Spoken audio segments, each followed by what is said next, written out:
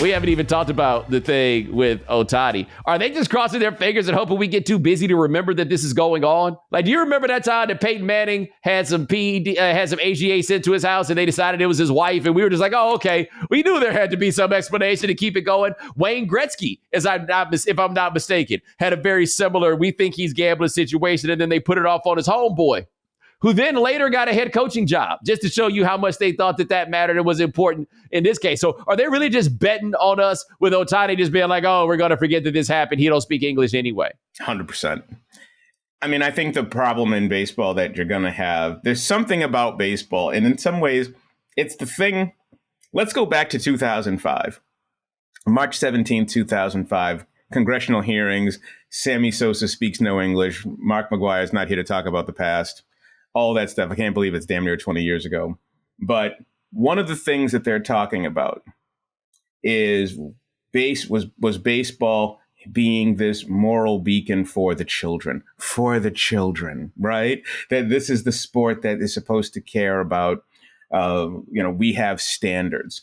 And they're going on, and the players, the sport, they're all just getting destroyed about the irresponsibility of PEDs and what PEDs are doing to the kids and all of it.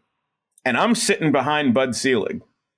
And the whole time, every time somebody, one of those congressmen made some comment about the irresponsibility of PEDs in baseball, Bud would turn to one of his associates and go, "What about football?"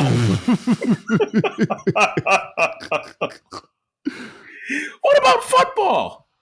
And I'm thinking, that's not quite the point, but not a bad point. Right. I'm not saying you're wrong, dog. I'm just saying we're not talking about that today.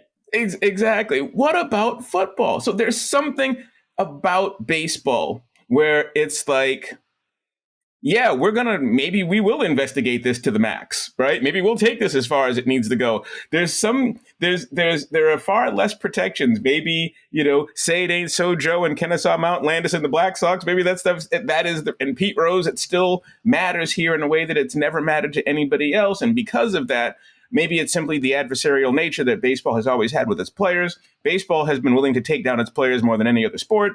Whatever the reason, there is a possibility here where people just keep looking. I mean, if the FBI is involved, people keep looking. Yeah. Well, I think that's their issue. You're not worried about Woodward and Bernstein right now, fellas. You are worried about the federales.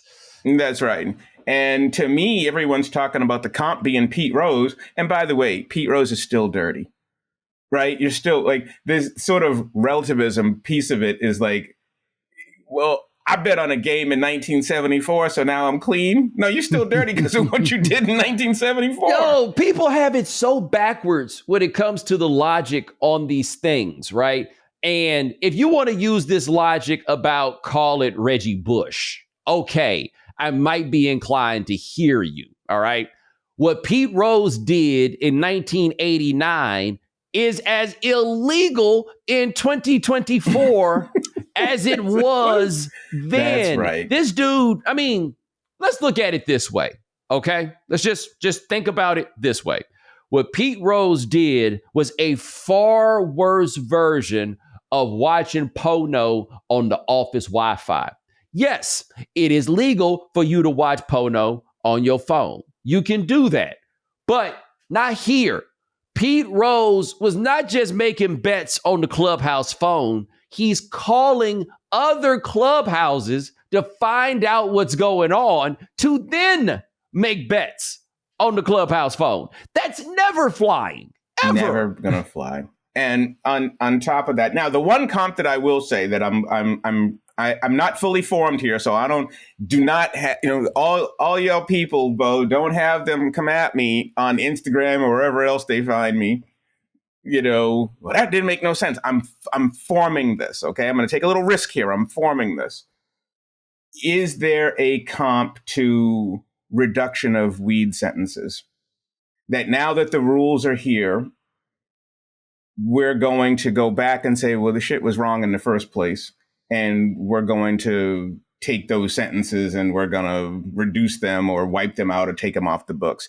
That is the only type of comp that would give the Pete Rose argument even a tiny, or not the Pete Rose argument, the gambling argument, a tiny bit of leverage. But I'm not sure yet. I'm not fully formed on this. I think that comp works if you're talking about gambling in casinos. I think that comp works if you're talking about gambling in other sports. I think that if you're talking about gambling in your own sport, we are in the insider trading world where 100%. Those people who work those, I don't think people know this, those people who work those jobs at corporations cannot trade the stock of those corporations. So if you got a big time job at Amazon where you have the data, you can't buy Amazon. You cannot yourself buy and trade Amazon stock by itself. You can't. Which, by the way, I will stop you right there and let you know that when I was covering technology back in the day in Silicon Valley for the San Jose Mercury News, we, as reporters, I was a business reporter, we were not allowed to buy stock in any of those companies.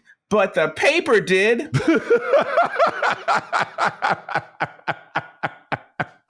We had to put paragraphs in our stories.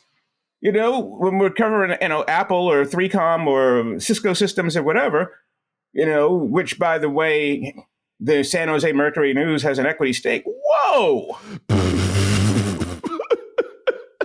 So y'all can get rich, but we can't. Yes.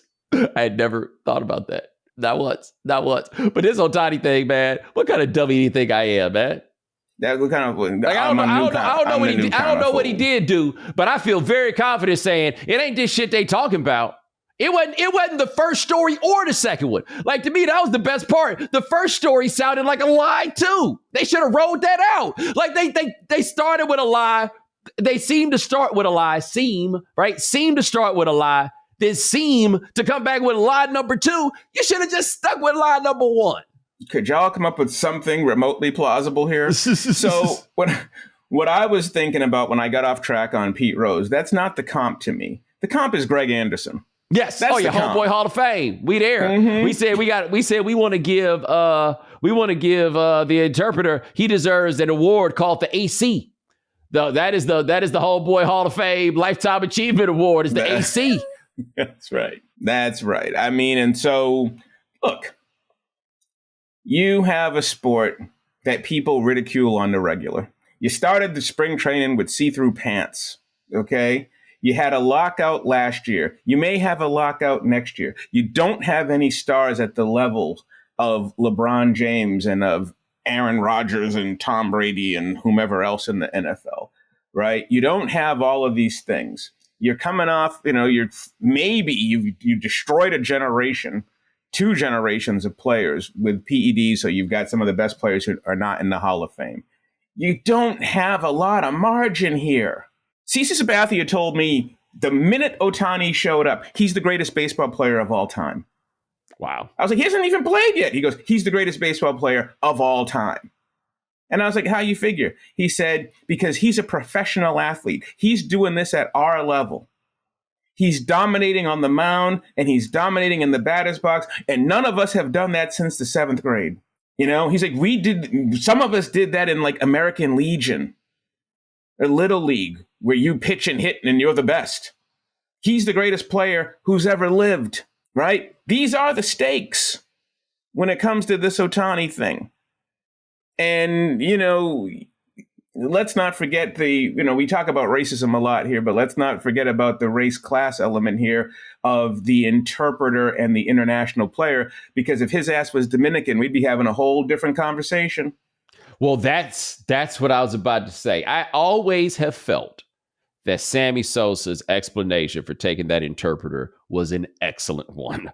I learned English on the streets. Mm-hmm. The stakes I watched telenovelas to learn, you know what I'm saying? Yeah. I watched soap operas to learn English. And not only that, but by the way, the Spanish I know is real slangy too. Like Dominican Spanish is not even the standard Spanish that we're talking about here. Hell no, I'm not going in here. Put me in a court of law? Right. Put me in front of Congress? Right. With my untested English. I ain't never took an exam. You got to be out of your mind, right? He was absolutely correct about that. But Otani and the Japanese guys, and this is something we've talked about for a very long time, they come with interpreters, they're provided interpreters, all these things. When the Latin guys need an interpreter, they go find somebody that work in there, a bullpen coach or whatever it is, to be the person to come in and serve that purpose. You're right. If this was a Dominican dude, we'd be asking for some English. And I feel confident saying, and you tell me if I'm wrong, we knew this. That boy Ichiro spoke English. I saw a video of him saying that once it was in Kansas City, it was as hot as two rats fucking in a wool sock. That's how much English that man knew, right? Something tell me this man know a little more English than he telling us, and we ain't demanding he speak it. That's right. Well, that was one of the first questions that I'd had with Ohtani in the first place when this thing started was, is his interpreter a UN interpreter, like a professional interpreter, or did you find a dude who spoke some Japanese?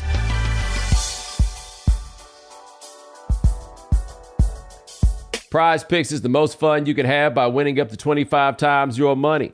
Prize Picks not only makes playing daily fantasy easy, it also makes using responsible gaming tools easy as well. You can set up alerts, limits, timeouts, and more in just a few clicks. Whether it's an alert that lets you know when you have placed a certain amount of entries, limits that cap the number of entries or deposits you can make during a period of time, or timeouts that allow you to take a break from Prize Picks for as long as you need. Prize Picks wants their members to have easy access to the resources required to support their fantasy sports experience, like my producer Sean, who's taking a break from his overs this month to practice responsible gaming. And I see you, Sean. So learn more at prizepicks.com/responsible-gaming or directly in Prize Picks' first in-class member support help center. And make sure you go to prizepicks.com/Bomani and use code Bomani for a first deposit match up to $100. That's prizepicks.com/Bomani. Prize Picks, daily fantasy sports made easy.